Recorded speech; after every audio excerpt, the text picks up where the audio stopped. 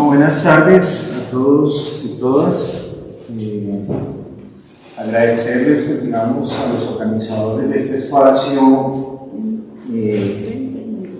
pues, digamos, participar, hacer una serie de reflexiones. Creo que el ejercicio que se hizo ayer recoge elementos, digamos, del sentir de lo que ha sido la protesta o el levantamiento popular que se ha dado en Colombia. Yo elaboré un documento corto para dejar algunas reflexiones porque, digamos, en estos ejercicios, en los cuales tengo información, pues me permite recrear espacios que hemos encontrado, digamos, en los últimos años. Digamos, por ejemplo, la coincidencia entre lo que sucedió en 1977 con las movilizaciones que arrancaron en abril de este año y dejar, pues, algunas reflexiones producto, pues, también de lo que escuché el día de ayer. Entonces, en ese sentido, creo que daré lectura. Es una pequeña ponencia a propósito de la sesión. La ponencia se llama Levantamiento Popular en Colombia, lecciones y retos para las organizaciones políticas y sociales. Este ejercicio, pues, digamos, lo abordé a partir de varios autores: Mauricio Archila, Álvaro Delgado, profesor Medófilo Medina, y bueno, ahí escuché algunos ayer que quise retomar. El paro nacional del 2021 se consolidó como el nuevo hito de la protesta social para la historia reciente de Colombia. Las movilizaciones en contra del gobierno de Iván Duque tuvieron 3 meses de continuidad desde que inició el 28 de abril y aún se desconoce cuál será su desenlace y posibles consecuencias en el plano político y social del país. Mientras se desarrollaban las jornadas de protesta en todo el territorio nacional, se observó de manera clara las dos posturas que paradójicamente se enfrentaban al interior del movimiento social. De un lado se encontraba el pliego de peticiones de emergencia que presentó ante el Poder Ejecutivo Nacional, integrado por su mayoría por organizaciones sindicales, el cual reunía reclamos de carácter coyuntural e históricos. Mientras que del otro lado se encontraba un gran cúmulo de organizaciones comunitarias, artísticas, feministas y de ciudadanos no organizados que no se sentían representados por el Comité Nacional de Paro, motivo por el cual organizaron asambleas a lo largo y ancho de Colombia con el fin de construir pliegos de negociaciones paralelas. Este proceso de movilización tuvo como antecedentes directos diferentes procesos formativos cívico-populares, sindicales y artísticos, así como también la experiencia que dejó el paro del 2019, lo cual logró construir en las calles lazos comunitarios, afianzando además redes de solidaridad tanto municipales, nacionales e internacionales, al igual que también permitió la introducción de nuevos sujetos de la protesta social, como son los integrantes de las primeras líneas y los ninis, términos utilizados para referirse a los jóvenes que por falta de oportunidades ni estudian ni trabajan. No obstante, otro aspecto central que dejó entrever el paro nacional es el uso político de la memoria, lo que demuestra que los procesos históricos y sociales de manera permanente inauguran lo novedoso, a la vez que establecen nexos y continuidades con lo ya vivido, donde la memoria articula dos orillas diferentes que sin embargo están conectados. Un ejemplo de esto es el permanente referencia al paro cívico nacional del 14 de septiembre de 1977, que hasta inicios de este año servía como la mayor jornada de protesta en la historia del país. Esta movilización tuvo varios antecedentes. El primero es el económico, pues si bien el decenio de 1970 se caracterizó por presentar un crecimiento en el PIB, la industria y las reservas internacionales, esto comparado con la situación de los trabajadores mostró serias tendencias de empeoramiento, por lo cual la inflación se convirtió en un factor permanente de la economía. Lo anterior más la represión ejercida y las prácticas autoritarias que se desprendían del Estatuto de Seguridad Nacional, que durante este periodo en varias ocasiones se declaró el estado de sitio, y la expedición de varios decretos que ilegalizaron las movilizaciones sociales, restringieron la circulación de información y también criminalizaron las acciones de los trabajadores sindicalizados, otorgándoles a la par mayor poder jurídico a las fuerzas militares.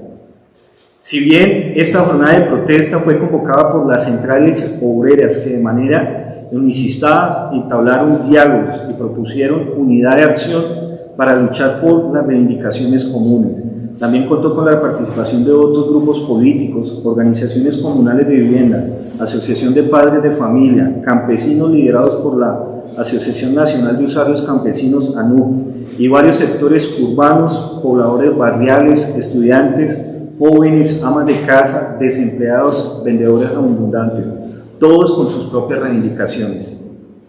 Así que no fueron ni las sirenas de las fábricas, ni las bocinas de los automóviles las que anunciaron el martes 13 de septiembre a las 11:45 de la noche que comenzaba una jornada de lucha popular. Fueron la pólvora lanzada desde las azotadas de los edificios más altos y de las casas particulares que notificaron que se acercaba la hora cero, señalada por las directivas de las 4 centrales obreras. Al día siguiente se registraron 561 luchas sociales. La jornada fue importante en regiones agrarias como Sumapaz, Tequendama, Urabá o parte de Atlántico. En casi todas las ciudades principales e intermedias hubo parálisis del transporte urbano, cese parcial o generalizado de actividades burocráticas, comerciales, educativas, mítines, marcha, bloqueo, pedreas y enfrentamientos con la fuerza pública. El paro de 1977 fue considerado por los intelectuales de izquierda como la mayor jornada de protesta en la historia de Colombia, cuya experiencia consideraban fundamental para la clase trabajadora y los sectores populares. En tanto, los intelectuales de derecha se centraron en estudiar sus implicaciones políticas y las formas jurídicas de cómo podían desactivar las movilizaciones. El legado de este movimiento permitió que para 1978 se realizaran alrededor de 60 paros cívicos, todos ellos organizados probablemente a la luz de experiencias adquiridas, agudizando los niveles de confrontación con el Estado. Desde 1977 hasta el 2000 en Colombia se registraron un total de 22.998 protestas, un promedio de 561 anuales. Ya en el siglo XXI, la protesta social comenzaría a activarse a partir del 2006, en medio del embrujo autoritario. El repunte de las movilizaciones en Colombia inicia en el 2011 con la Mesa Amplia Nacional Estudiantil, MANE, que logró derrotar el proyecto de ley de Juan Manuel Santos que pretendía modificar la regulación del sistema de la educación pública. Posteriormente, en 2013, se realizó el paro nacional agrario, donde se comenzaría a ver un cambio de los repertorios de acción, que en este caso correspondió al bloqueo de algunas vías principales, aunque no de carácter permanente. Consecutivamente, en el 2018, año en que asumió la presidencia Iván Duque, los estudiantes universitarios llevaron a cabo una gran movilización que resultó en la suscripción de los Gobierno Nacional, que incumplió. A esto sumado el asesinato sistemático de líderes sociales y excombatientes firmantes del Acuerdo de Paz de La Habana, así como la respuesta en contra del paquete de reformas que anunció Duque, se conformó el Comité Nacional de Paro, que convocó a la realización de una movilización nacional el 21 de noviembre del 2019, que se extendió de manera no consecutiva hasta el 21 de febrero del 2020. El Comité Nacional de Paro planteó un pliego de emergencia el 20 de junio del año pasado con el fin de dar solución a las necesidades básicas de la población colombiana, que se encontraba fuertemente golpeada por la pandemia. Sin embargo, el gobierno no respondió, motivo porque nuevamente el Comité Nacional preparó y convocó con anticipación una movilización nacional para el 28 de abril, lo cual tuvo una acogida desbordante en gran parte de la ciudadanía. Y si bien el paro nacional del 77 había iniciado con el estallido de la pólvora, en esta ocasión el paro nacional comenzó con la noticia de en horas de la mañana los indígenas Misak habían tirado la estatua de Sebastián Belalcázar en memoria de su cacique Patecuy, lo cual inauguró las movilizaciones y bloqueos que se han llevado en diferentes regiones del país,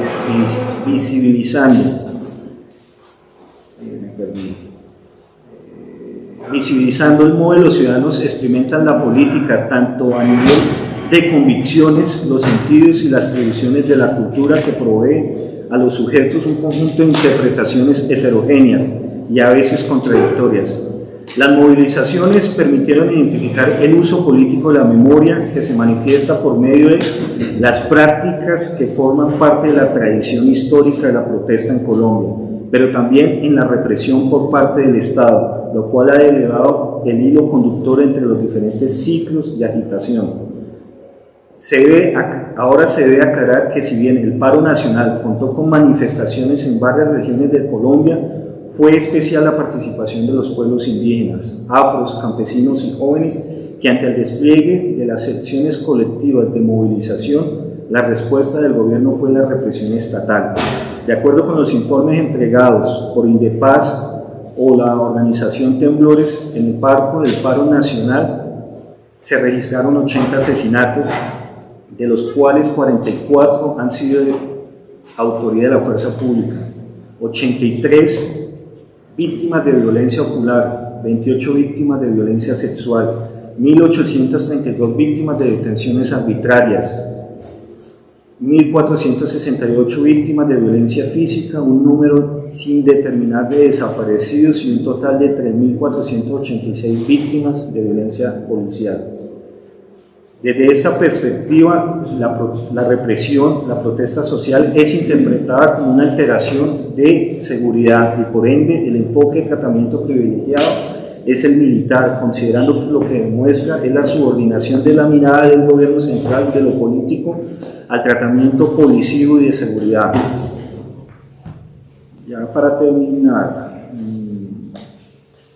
la violencia desmedida y diferenciada que se ha ensañado contra los jóvenes y los sectores populares que fueron parte activa del paro, se constituye un punto transversal de cualquier ejercicio de diálogo entre estos actores y las organizaciones políticas y sociales. Incluso debe ser el punto de partida ante el dolor colectivo, la indignación y la rabia que han emergido de manera contundente. 44 años después, las cosas no han cambiado. Tenemos un gobierno autoritario que cuenta con un fuerte respaldo electoral que permite seguir en el poder. La persecución política se ha agudizado, los paramilitares se siguen fortaleciendo y el neoliberalismo campea en la economía. No obstante, la gran enseñanza que nos dejó el paro de 1977 es que hay que tener confianza en las posibilidades reales de unidad popular y de la amplia movilización. Por ende, la tarea debe seguir siendo construir otra alternativa de poder junto a todos y todas los actores movilizados. Eso es. Gracias.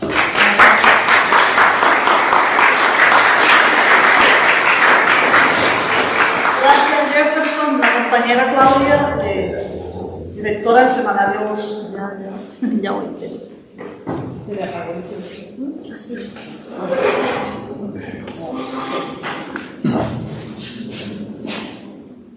No hay más luz.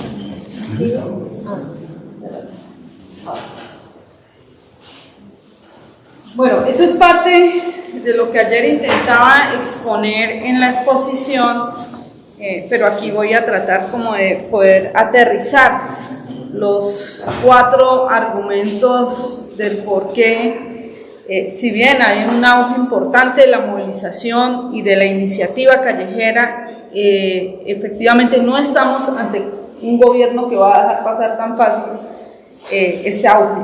Y por lo tanto, pues hay unos elementos que es bueno tener en cuenta, a mi parecer. Uno, como decíamos ayer, esta es la continuidad de un proyecto uribista que le conviene quedarse en el poder, no solo por los temas ya acostumbrados del despojo, del enriquecimiento que han hecho arrasando pues en muchos territorios con procesos de la gente, es decir, sus tierras, sus proyectos productivos, etcétera, imponiéndoles un modelo, sino que también existe un miedo a la verdad, tanto lo que ha generado la JEP como los procesos que en la Corte se le vienen desarrollando al uribismo.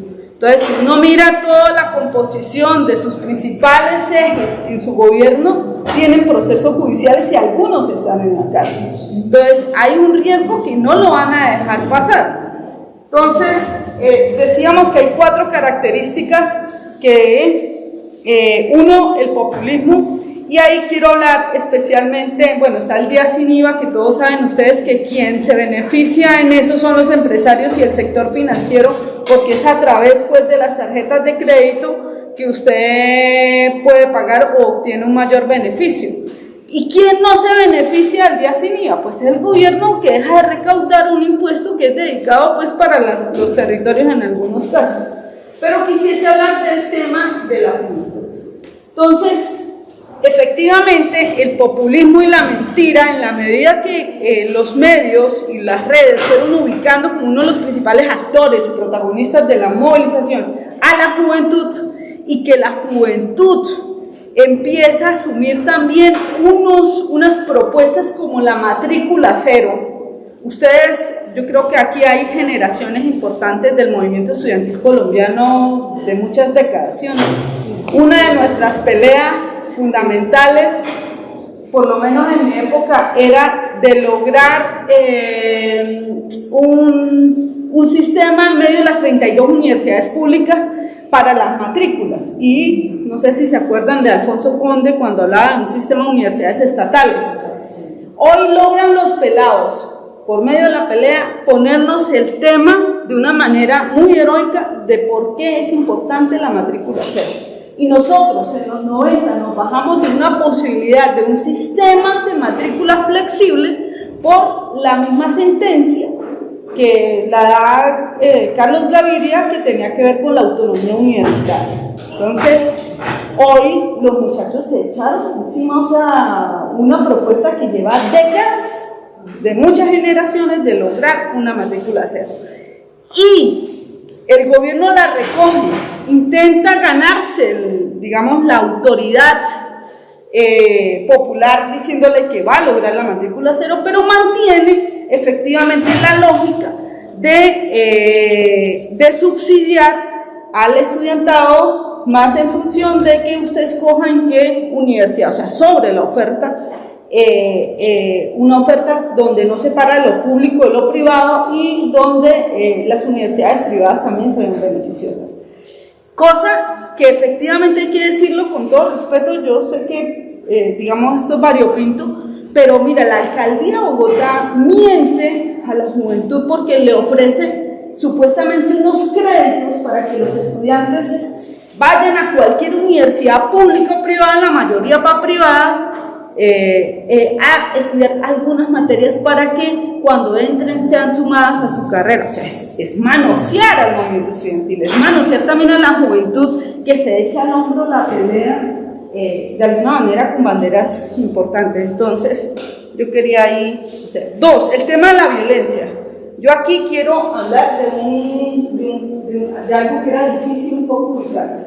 1, el tema de las masacres. Si nosotros vemos, estos datos son recogidos, digamos, de organizaciones de derechos humanos, de paz especialmente. Ustedes saben que en Colombia a los defensores de derechos humanos en la actualidad se les desconocen sus datos por ley. O sea, solo la Fiscalía es la reconocida para decir cuántos, en términos de datos, son las violaciones de los derechos humanos. Esto lesiona de alguna manera digamos, la autonomía de ONGs, la independencia de las ONGs, porque van a depender de alguna manera lo que diga la Fiscalía, y ya sabemos que la Fiscalía pues es de bolsillo, pero bueno, igual seguimos reconociendo el trabajo que hacen las ONGs desde diferentes territorios.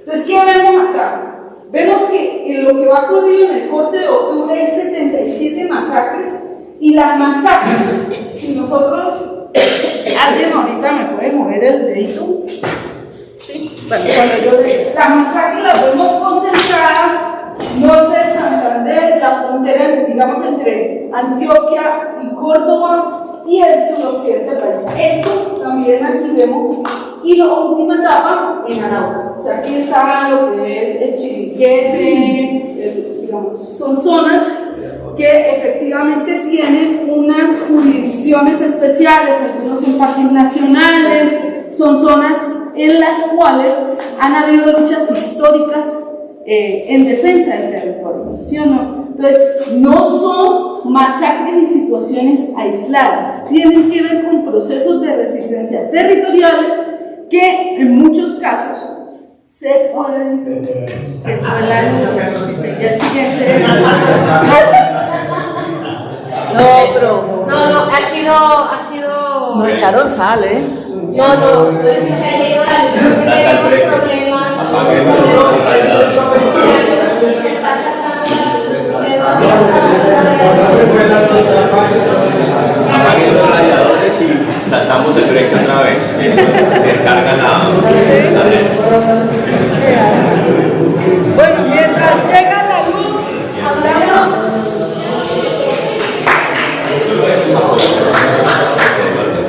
Compañeros, Silencio, por favor, sigamos aquí. entonces es bueno tener en cuenta que el gobierno de Duque, bueno, el gobierno primero de Santos habló de unas zonas agroindustriales que les llamaba CIDRES. No sé si se acuerdan, porque había una tensión o una discusión, un debate con organizaciones campesinas, defensoras digamos, ambientales o de la naturaleza, que mientras algunos hablaban de zonas agroalimentarias, otros de zonas de reserva campesina, el gobierno de Santos empieza a hablar de las CIDRES, ¿sí o no? Que eran zonas especiales de desarrollo supuestamente social, pero que están enfocadas pues a otro tipo de desarrollo más recogido, no a las necesidades o a lo que quiera hacer las poblaciones en estos territorios, sino a el modelo neoliberal. Entonces, este gobierno plantea lo que se llaman las zonas futuro. Y eso hay que tenerlo en cuenta porque esto hace parte de un plan estratégico de largo aliento. Cuando nosotros referimos que es el proyecto uribista, tenemos que ubicarnos qué significa el proyecto uribista.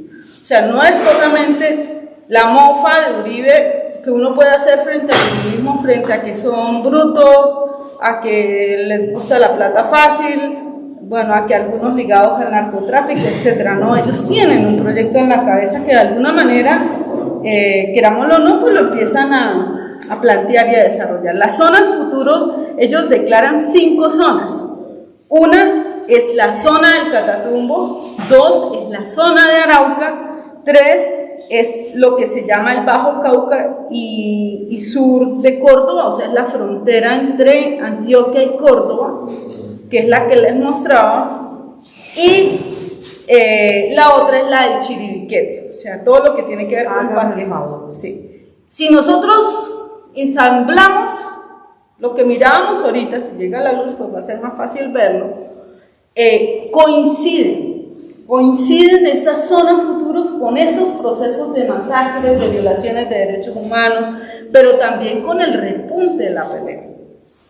Claro, uno pudiese hacer cartografía social y decir qué hay ahí, quiénes son los que están defendiendo, son organizaciones campesinas, son movimientos urbanos o rururbanos que de alguna manera tienen otra idea, otra construcción de desarrollo, etcétera. Pero bueno, aquí ¿qué es lo que pasa? Que a esas zonas futuro que el gobierno definió y que es parte de nuestro plan de desarrollo y que en este plan lo vuelven a meter, ha definido lo que es la presencia de la Brigada de Seguridad Norteamericana, que se llama SFAB. Es una brigada que solo es la primera vez que está en América Latina. Esta brigada norteamericana ha estado en Afganistán y en África. Es una brigada especial.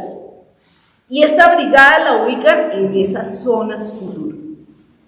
Entonces uno dice, bueno, ¿por qué tanta coincidencia, no? ¿Cuál es el interés? Y si a eso, si llega la luz, seguimos mostrando los mapas, hablamos de que en Colombia, en su lucha contra las plantas o los cultivos llamados de uso ilícito, encontramos que hubo un aumento de los cultivos, o sea, ha habido un aumento, especialmente de hoja de coca. Eso lo podemos ver que el 84% de la presencia de estos cultivos se encuentran en la región del Catatumbo, en Tumaco, en el Tambo, Puerto Asís, Valdivia y Tarazá, Antioquia. A los que no saben dónde queda Tarazá, pero yo creo que ustedes saben más de geografía que yo. No hay, ¿cierto que no? Esta realidad tuvo un problema porque parece que se saltó. Oye, es grave, bueno, listo. Entonces, si nosotros seguimos ensamblando ese mapa y seguimos viendo, entonces uno ve que no hay un interés, que en ese discurso que nos han hablado de la lucha contra las drogas, no hay ningún interés de lograr un cambio, porque la presencia norteamericana supuestamente está involucrada solo en el tema de la lucha contra las drogas, como le llaman los norteamericanos, y no avanza, aumenta. Tanto Naciones Unidas como el informe de la Casa Presidencial de Biden hablan de un crecimiento de los cultivos. Y fuera de eso podemos decir cuál es el interés de esa zona al futuro y por qué a la gente se le quiere sacar, porque eso es lo de fondo, qué interés existe en sacar a los campesinos y las poblaciones indígenas que se encuentran ubicados geográficamente o territorialmente en estos parques nacionales. Si ellos se han caracterizado, según el tercer censo rural en Colombia, en la defensa de la naturaleza, tanto en páramos como en los parques, ¿cuál es el interés de tenerlos? Entonces, efectivamente, lo que uno encuentra es que el interés norteamericano, especialmente en las bases o en la presencia que tiene en Arauca y Catatumbo, y las que tiene en frontera con Perú y Ecuador, son geoestratégicos. Ahí no hay otro interés sino del control del territorio o de la región de América Latina. No hay una explicación, porque los datos demuestran que no hay una justificación real de que se paralice el tema de las drogas. A eso, según las cifras de Indepaz, bueno, según también las cifras que presenta el gobierno, en esto hay coincidencia, hay 289 combatientes que han firmado la paz asesinados hasta la fecha. Y en cifras de lo que ha sido el proceso de paro para este año, se habla de que han habido 75 asesinatos en el marco de lo que fue el paro nacional, de los cuales se habla de que 44 fueron hechos por la fuerza pública. 1.832 detenciones arbitrarias reconocidas por los defensores de derechos humanos, 88 víctimas de violencia ocular. Esta es una de las características, especialmente en las grandes ciudades, Cali y Bogotá, que la policía solo apuntaba a la cara de los jóvenes. Hay 28 casos de violencia sexual y un total de 3.486 agresiones en este proceso. Entonces vemos cómo digamos, tanto lo que habla Tambores y Indepaz, que recogieron mucha información, es que no hubo ninguna, a pesar de las brigadas, del acompañamiento, de las veedurías que existieron en algunos territorios, por parte de la fuerza pública, no hubo ninguna limitación frente a lo que hicieron. Ustedes, yo creo que vieron cómo ellos, al contrario, compraron y se dotaron de más armamento, lo que significa la Venom, la Venom, sí, que es... Y el decreto 570. Y el decreto, exacto. O sea, y lo que se viene, o lo que intentan hacer, de seguir reformando la posibilidad de la protesta social. Entonces, lo que notamos es que es un gobierno que, a medida que se acerca a lo electoral, se vuelve más agresivo y aumenta efectivamente más la violencia. Entonces, los decretos que ya se mencionaron y el interés de criminalizar totalmente la protesta social. Lo de la cooptación, ayer lo mencionamos, y quería hablar pues del servilismo con los norteamericanos, en especial pues con las tropas norteamericanas y la creación de un Comando Nacional Antiterrorista que lo llaman CONAT, que también lo ubicaron solo en frontera, entonces Arauca, Catatumbo y suroccidente colombiano. O sea, todo encaminado ya sea hacia seguir insistiendo con una supuesta intento o un posible intento de entrar a Venezuela y de violar la soberanía venezolana. Eso no hay que descartarlo, porque necesitan inventarse algo, ya nadie les cree, y no descartemos que puedan inventarse algo hacia la frontera con Venezuela y llevar el control de lo que significa la frontera del suroccidente, Ecuador, Perú, etc. No está nada fácil. El gobierno ha renunciado totalmente a la soberanía y el riesgo, de todas maneras, de que Colombia siga siendo como el país que desestabiliza esa paz que busca la región, que busca Sudamérica, pues sigue siendo un riesgo. Los acuerdos de TLC se siguen aumentando a pesar de lo que fue o lo que pudiésemos entender como una enseñanza de la pandemia por la crisis alimentaria, especialmente en términos de que algunas regiones no había abastecimiento de alimentos. Pues el gobierno sigue con los TLC en lugar de darle fuerza al campesinado y aumenta la desigualdad social. Entonces sigue aumentando el tema de la brecha de desempleo y de pobreza, especialmente afectando a las mujeres y los jóvenes. Yo les dejo los datos, igual ustedes saben que se entregan 3 estadísticas anuales y yo siento que ustedes están muy cansados. Y está el tema del pacto histórico, que solamente yo dejaría 3 preguntas un poco para, pues ustedes van a seguir, digamos, en el debate. Una, yo creo que hay una disputa, un debate así como en el pacto histórico, para mí, está llegando... Ya se demora. Sí, está llegando diferentes sectores. Dice que buenas. Es que Guatana, recho, man. Entonces, bueno, diferentes sectores, y efectivamente, pues nosotros hoy decir o caracterizar el pacto como una dinámica o un instrumento político de izquierda, no nos metamos mentiras. El pacto hoy es un acuerdo donde está llegando diferentes sectores, diferentes experiencias, pero también movimientos, procesos sociales, sindicales, populares, en la cual yo creo que el mayor consenso es trabajar porque el uribismo no vuelva al poder. Y eso ya es un avance.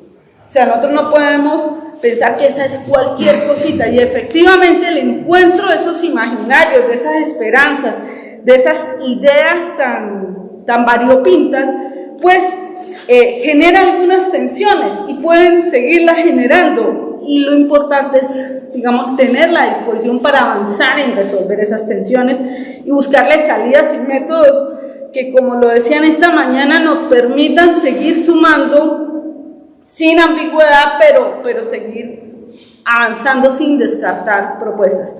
Uno, pues, ustedes hablaban en lo internacional, cómo lograr una consulta amplia con criterios políticos incluyentes que permitan, desde esa consulta con la base, poner el termómetro en la gente, en los procesos, definir cuáles son los criterios y cómo serían nuestros o nuestras candidatas. Eso es parte del debate. 2, listas abiertas o listas cerradas.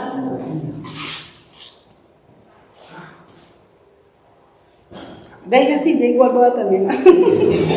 Ahí sigan con el sumapaz, para que con el frío de ahorita pues ambienta ahí la cosita.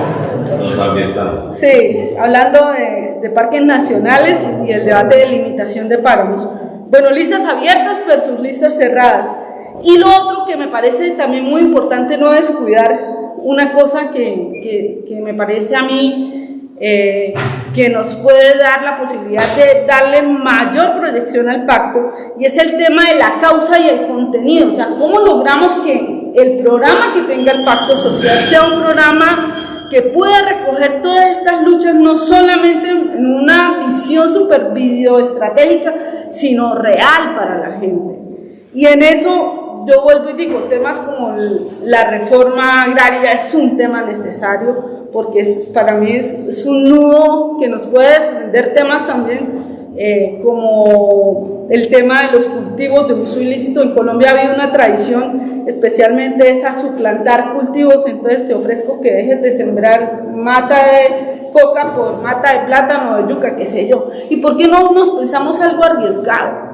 ¿Por qué no nos pensamos que hayan planes autónomos de desarrollo que transformen los territorios? ¿Por qué algo, o sea, no es un cambio de un producto por otro producto, es el cambio de la mentalidad, de la lógica de desarrollo, que la gente hoy está trabajando? Hay experiencias interesantes, colectivas, que yo creo que en el país a veces no se visibilizan y que desde el semanario pues hemos querido que se conozcan.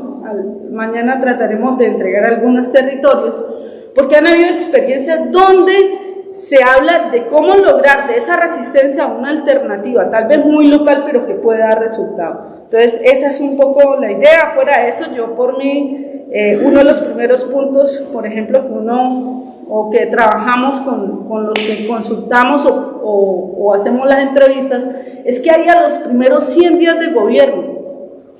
Entonces ustedes, que son colombianos, que hoy están por diferentes motivos fuera del país, ¿qué harían los primeros 100 días de gobierno si tuvieran la oportunidad? Los primeros 100 días, pensemos, soñemos, avancemos en la posibilidad de verdad aterrizar una propuesta para el país. Compañeros, la armonía de las luchas hoy y la resistencia antiguas que nos dejan, compañeros, con el territorio, con la defensa del territorio. Y quería decir una cosa, en lo que se ha puesto ayer y hoy, que en la diversidad, es una experiencia nueva para nosotros, en los levantamientos nuevos que están participando diferentes sectores y luego diferentes clases, clase media, los trabajadores, los sectores campesinos, indígenas. Tal vez nos ha faltado una cosa que no es tan fácil, y que los compañeros que han expuesto otras cosas han dicho, es la coordinación. Por hoy yo celebro estos eventos porque sé que no es tan fácil hacer la coordinación del trabajo en sectores múltiples, de múltiples experiencias que están realizando. Hacia eso debemos apuntar. Y en eso, que haya conclusiones que tengan que ver con recoger en talleres y orientaciones, ¿cierto?, hacia la conciencia, hacia la comunicación, ¿cierto?, de estas experiencias. Gracias. Muy bien, le sobraron 13 segundos. El compañero. Y yo no presionaba por la dictadura del tiempo. El compañero. Gracias, compañeros. Me quita el sueño, que tengo un sueño terrible. Mire, a mí me cuestiona mucho lo que es el quehacer realmente con estos temas. ¿Cómo hacemos pedagogía para que la gente del común, nosotros como tal, de pronto le lleguemos con el argumento a la gente que se nos arriba, que conversamos y hacemos, pero lo más rápido posible? ¿Cómo manejamos los medios sí, que tenemos, los medios modernos? Acortamos el tiempo, ganamos tiempo. Esta reunión chévere, bacano, que estamos aquí, sí, que nos encontramos, pero nosotros tenemos que aligerar las cosas para poder llegarle a la gente a decirle, bueno, ¿y qué es una lista cerrada? ¿Qué es una lista abierta? Hay gente que no sabe eso, ¿sí? Y por eso está peleando. Ahorita salieron por el cuento del pacto histórico que la Colombia humana no puede participar porque supuestamente ellos tienen el 40%, ¿sí? Pero lo que pasa es que mucha gente no sabe que ahí la Colombia humana, los que votaron por Unión Patriótica, Raíz y un poco de gente que apoyamos este proyecto de Colombia humana, ¿sí? Yo pienso que ¿cómo podemos llegar nosotros a ellos. Busquemos realmente unos argumentos sencillos y claros para llegar a los que nos necesitan, al campo, a la ciudad, a los estudiantes, a todo lo que tenemos que hacer. Yo creo que se me está acabando el tiempo y ahí lo dejo. Bien, compañero. No, sí, Me voy a hacer una sugerencia, porque este es el quiz del asunto que vamos a tratar en esa tertulia que vamos a tener por la noche, y aprovecharemos acá este diálogo con Claudia y Jefferson, así que les sugiero muy creativamente que nos reservemos un poquito para ese debate de la noche. ¿Sí? Hablando con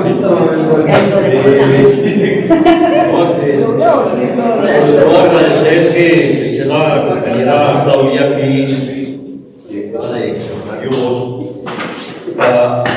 una pregunta muy importante que creo que a todos los que nos estamos preocupando por este parque histórico es la situación de garantías que prácticamente están por desaparecer con un registrador que está ubicando estratégicamente no solamente el registro a nivel local, departamental y nacional, sino que además, sumado a eso, la situación que se da cuando la Corte, cuando el Consejo Nacional Electoral desautoriza prácticamente a todo proyecto como el que se está dando en estos momentos, pues, como es el Parque Histórico. ¿Hasta dónde se puede pensar que existen garantías en un país donde precisamente la oposición, lo que se puede llamar un proyecto de unidad nacional, de oposición histórico realmente, porque es la primera vez que se vislumbra por encima del 40% en una votación en Colombia? Y la pregunta en concreto es, compañera Claudia, ¿hasta dónde la propuesta que hace el senador Gustavo Petro de que la Colombia humana renuncia a su personería jurídica, que ya ha sido negada durante años, desde 2017, y que ahora, cuando precisamente se tiene, él invita a renunciar a esa personería, sacrificando la personería jurídica para mantener ese principio de unidad que históricamente las fuerzas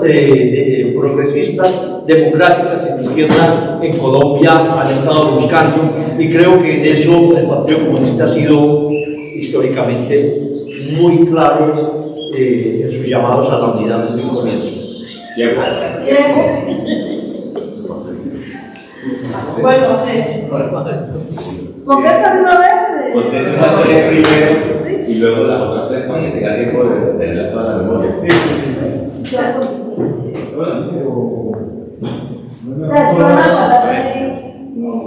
Para hacer una yo creo que hay dos elementos, digamos, que no mencionamos, que tienen que ver con los edificios del paro, y es, ahí hay dos temas. Uno tiene que ver con la ansiedad que generó en los colombianos que no se pudieron movilizar, en el caso de Colombia, pero que los medios de comunicación sí jugaron un papel importante.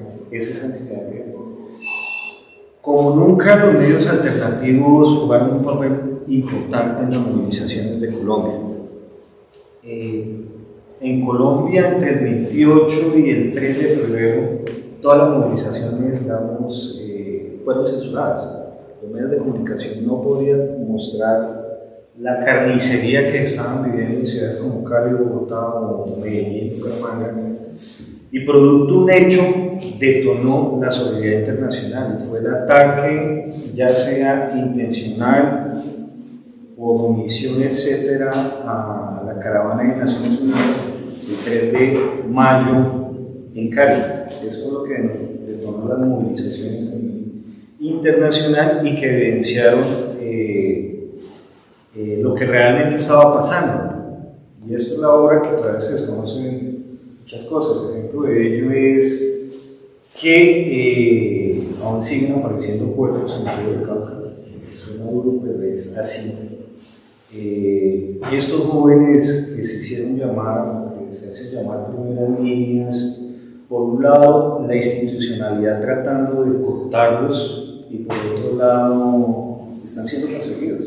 Uno mira el caso de Cali en las primeras líneas, en lo que se conoce como Puerto Rellena o Puerto Resistencia ahora, lo desactivaron, producto de un miedo sistemático que es el que tratan de incumplir y que en el marco ya del proceso electoral que se viene en los próximos días, desarticularon todo ese proceso. Por eso lo interesante del ejercicio de las movilizaciones, hay una pregunta que no puede hacer profe Mondragón con 77 y la comparación ahora, y es ¿qué desactiva las movilizaciones? En este caso las movilizaciones todavía no están desactivadas en su totalidad, pero sí están bastante diezmadas, producto de la represión. Claudia mencionaba el nuevo juguete del SMART, la Venom, que no tiene presentación y se pasaron por la faja los protocolos internacionales. Entonces, en ese sentido, ya también hay un nuevo corte, por decirlo así, y es el ejercicio de la memoria, que ya no se traspasa, digamos, como lo decían algunos académicos, de una memoria por la moda en 10 años a una memoria de la disputa política, porque la memoria está jugando ese papel importante en la actualidad. Entonces, yo creo que ahí hay elementos que aún siguen sin recoger.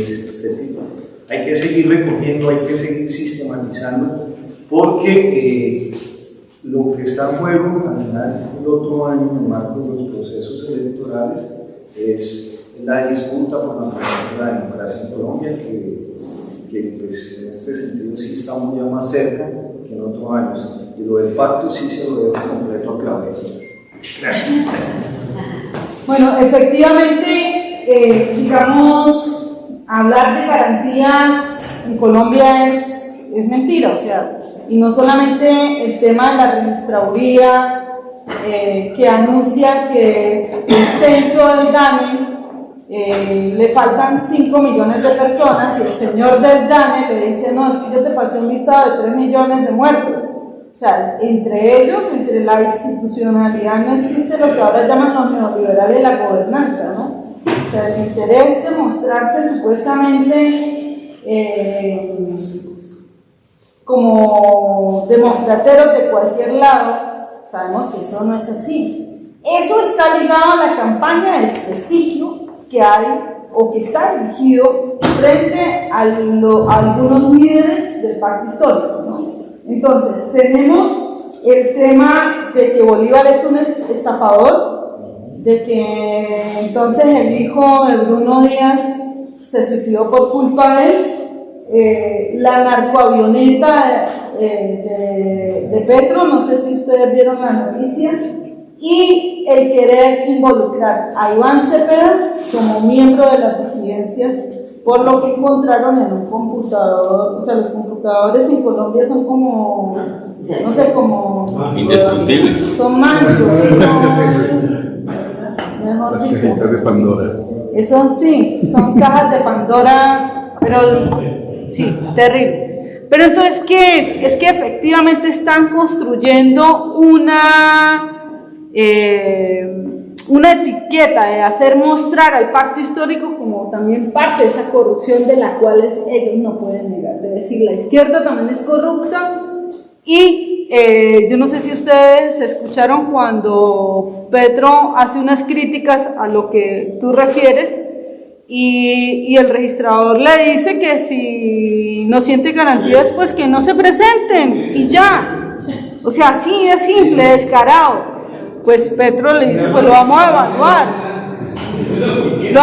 Lo cierto que es que si Colombia Humana, que no le han entregado, o sea, le anunciaron que iba a tener la personería, pero no se la han entregado. Y más que la personería, tampoco le han entregado los instrumentos que representan esa personería, el tener una sede, el tener plata para funcionar, etc. Eso no hay. Ellos tienen que hacer un congreso para organizarse, y eso no lo van a hacer en 2-3 meses para las elecciones, no señor. Eso es un proceso. Yo no sé si ustedes recuerdan lo que le tocó a vivir la UP para cuando nos devolvieron la personería. Y está la amenaza de que si no se presentan, entonces no tienen personería. Si se presentan, tienen que pasar el umbral y ganar la personería. Si no se pasa el umbral, vuelve y la pierde.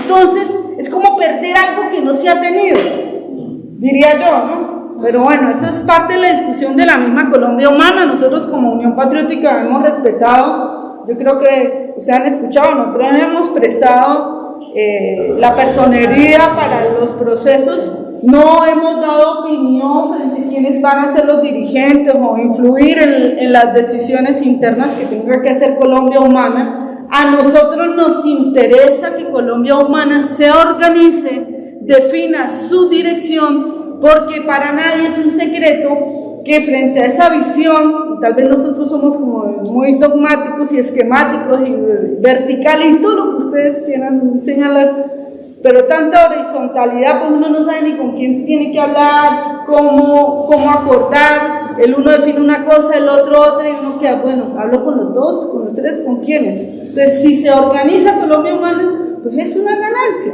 pero no necesariamente tiene que estar amarrada a una personería. Esa es una discusión propia de Colombia Humana que nosotros tenemos que respetar, o sea, la UP tiene que respetar la decisión, y yo creo que el pacto histórico también, pero efectivamente el riesgo de que Colombia Humana se vaya sola y logre el umbral es muy complicado, o sea, eso no es tan fácil, ¿listo? Y el interés es ese, ¿no? El interés es quebrar, debilitar los alcances y lo están retrasando para poder evitar el campo de maniobra. Claro. Por eso lo retrasan. Exacto. Gracias, Claudia. Ya, compañero, tiene una palabra. Vale, bueno, yo rápidamente quiero un pequeño apunte, una manera de reflexión y una pregunta muy concreta. Ahora que estamos en esto de lo del pacto histórico y del nuevo proceso que se avecina, como residentes aquí en España vivimos el proceso de Podemos, y una de las cosas que me llamó la atención de lo que comentó Monedero fue el tema se vendió como una cosa novedosa las consultas internas para conformar las listas locales, nacionales y tal.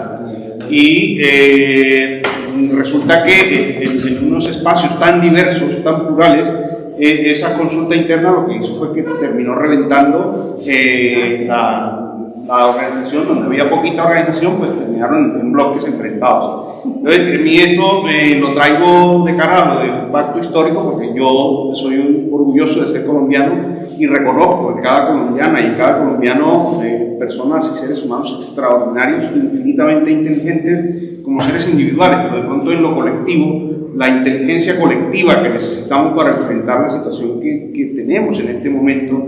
Sabemos que un triunfo electoral no va a resolver los problemas del país, y lo que queremos es que pare la barbarie y que tengamos un país medianamente decente en el que podamos vivir y que la sociedad se pueda desarrollar. Entonces, a mí me preocupa la falta de información, la no claridad, etcétera, sobre el tema del debate que hay sobre si es cerrado, si es abierto, las listas, no sé qué, un montón de gente que de frente ahora, yo estoy con el pacto histórico, y usted de dónde sale, pues no, yo soy actor y no sé qué cosa, un montón me preocupa eso. Y bueno, ya era una pregunta concreta de los 4 puntos que tocabas. Podrías hacer un par de líneas sobre lo que la ley de financiación de diciembre del 2019, que no entendí ese punto. Bueno. Sigue el compañero. Bueno, lo mío es muy corto con respecto a la exposición que hacía Claudia. Ella habla que, digamos, en un gobierno ya de transición que podríamos avanzar en 100 días, que es luchar para que se derogue el decreto de actos legislativos 010 de salud, que es lo que mueren miles de colombianos, casi millones en todos los territorios, producto de la ley 100, que es una cosa que lleva ya 20 años, que fue por el gobierno de Álvaro Uribe. El otro tema, por ejemplo, que se dio mucho también como propuesta que se recogió de los territorios sobre la renta básica para los colombianos. Eso debe seguirse en la lucha y debe desde el movimiento social también en los territorios abandonados en la pelea. Y el tema que viene para después de estas elecciones es que nos quieren imponer otra vez las privatizaciones de empresas claves de la economía nuestra, que es Ecopetrol, digamos el resto de empresas del sector eléctrico también quieren privatizarla porque les tapa el hueco fiscal, con lo que decía el compañero Héctor. Eso sería. Gracias. El compañero. Y cerramos con usted y Claudia responde. Vale. Yo me pongo los 2 minutos también. Sí, la ley es para todos. Bueno, Claudia, básicamente es lo siguiente. Tú planteaste algo y mostraste a través de los mapas de lo cual el semanario y algunos sectores en Colombia son conscientes, y es lo del control geoestratégico del territorio. Y es allí donde se están dando los grandes o los recientes hechos, que también estuvieron en el pasado, de violencia y agresión contra defensores de derechos humanos, a las nuevas manifestaciones políticas en esos sectores.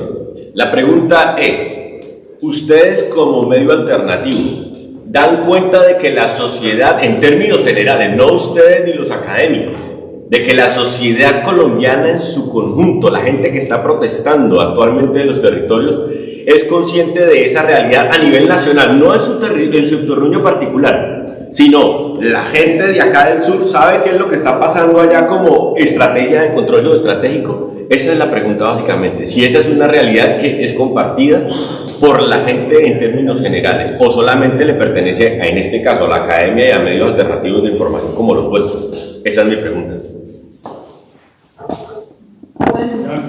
Bueno, lo de la ley de financiamiento, ¿cierto? Pero es que no sé cómo hacerlo. ¿Cierto? Bueno, un poco frente a la ley de financiamiento, que no la expliqué un poco porque, perdón, di por hecho que es un tema que sabíamos, pero que el compañero lo toca. Es que, desgraciadamente, con este gobierno se ha acostumbrado que cada vez que hay discusión de presupuesto mete lo que llamamos micos, ¿no? Entonces, en esta discusión de presupuesto metió ¿cuál? Abolió la ley de garantías, es decir, ¿sí o no? Sí, abolió la ley de garantías. Ese es un gran mico, un orangután. ¿Para qué? Para tener la plata y repartirla a diestra y siniestra ahora que vienen las elecciones. En el 2019 metió otro miquito que el compañero lo tocó, y es que con ellos de alguna manera buscaron o proyectaron, porque queda ahí, el Congreso debe reglamentar, no lo ha reglamentado porque sabe que eso es una pelea en la calle, y es cambiar los regímenes especiales de salud, que ya la ley 100 lo intentó. Entonces, regímenes especiales, ¿quiénes tienen en Colombia? La policía, ¿qué más? Bueno, senadores, ¿qué más? Bueno, el ejército, ¿qué más? Los profesores, ¿quiénes más? Los que habló tanto esta mañana el camarada, la uso. Entonces, si hay regímenes especiales que tienen que ver, unas que conquistaron los trabajadores y otras que, bueno, echarse encima a la policía, pues no hacen, son familias, y ahorita en plena campaña no lo van a hacer, pero lo anunciaron, y eso efectivamente está mejor dicho, yo creo que el sindicato de la USOE contrató a alguien para que todos los días esté mirando los libros del Senado, a ver cómo avanza eso en cualquiera de las comisiones, especialmente en la segunda. ¿Listo?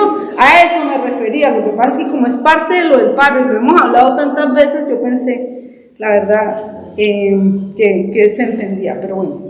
Y eso se denunció bastante en el paro, especialmente por FECODE, pues que se ven afectados directamente. Dos, efectivamente, estos territorios, especialmente en temas de cultivos ilícitos, no son nuevos. O sea, el Catatumbo, yo creo que ustedes se han dado cuenta que como que tengo el acento arrecho, joda, de allá, entonces conozco las matas de coca desde que estaba chiquita, o sea, eso efectivamente no es nuevo. En muchas de las zonas donde hay presencia de estos cultivos de uso ilícito no es nuevo. Y algunos tienen que ver con temas de conocimiento, de sabiduría, temas de medicina, etc. Y otros efectivamente con otra cosa. Lo que pasa es que en la cadena ya de transformación de lo que producen las hojas de coca a la cocaína, pues es un proceso, un ciclo de riqueza, así como cualquier producto, en el cual el campesino gana mínimo.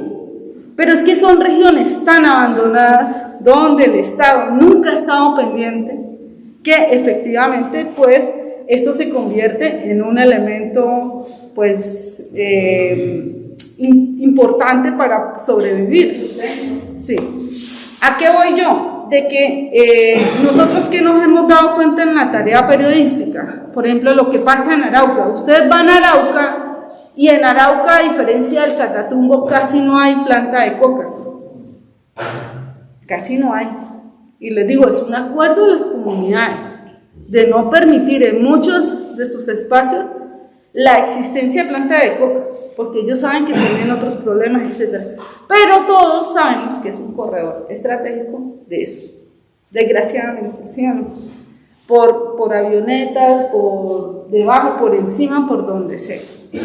Entonces, efectivamente, esa situación, digamos, de estos territorios, cuando hay los conflictos, el desplazamiento que hubo de venezolanos, ¿cómo es que llama ese pueblo? La Victoria. Que el pueblo de La Victoria es creado por los mismos colombianos. Se habla de que entre el 70 al 80% de quienes viven en La Victoria son colombianos que fueron amenazados, ya sea por los paramilitares, la guerrilla, etcétera, y lo armaron allá en Venezuela y de alguna manera se protegieron que algo les pasara. Y digamos, la situación les obligó a devolverse y se hace una movilización en Arauca, se comienza como a investigar qué pasa. Lo que nos damos cuenta, efectivamente, tú tienes toda la razón, que muchas de estas situaciones, que son labores periodísticas muy locales, que es acompañar a las comunidades en sus denuncias, pues no necesariamente las conocen en Tumaco. Y uno, claro, uno las refleja porque uno dice, oiga, eso que pasó aquí también pasó allí, y comienza uno a armar, ahí sí, la cartografía social de lo que está pasando en el país. Y por eso es que uno de los temas importantes en materia de comunicación, y no solamente de la comunicación normal que hacemos nosotros, sino también de poder llenarnos de herramientas y de técnicas de comunicación alternativa, es cómo logramos unas redes de comunicación en el país que nos permitan avanzar, hacer alianzas. Mire, yo les digo, todo, para nadie es un secreto que Voz es el semanario del Partido Comunista, y Voz efectivamente durante mucho tiempo registró esencialmente los temas relacionados con lo que hacía el partido, eventos, etc.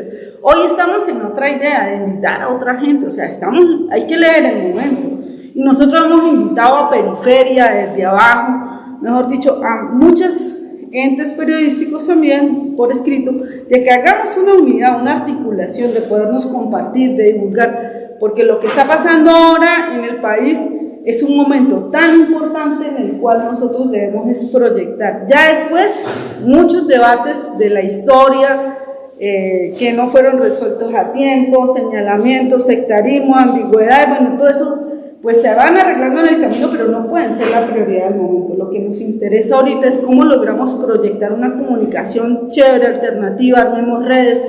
Estamos trabajando especialmente desde lo rural con el tema de la comunicación en redes, y especialmente desde el punto de vista de las economías solidarias con algunas comunidades. Esa es un poco la idea, y eso fue la experiencia que hicimos. Mañana les entrego lo de territorios para que de alguna manera como que se empiece a entender cositas, ¿no?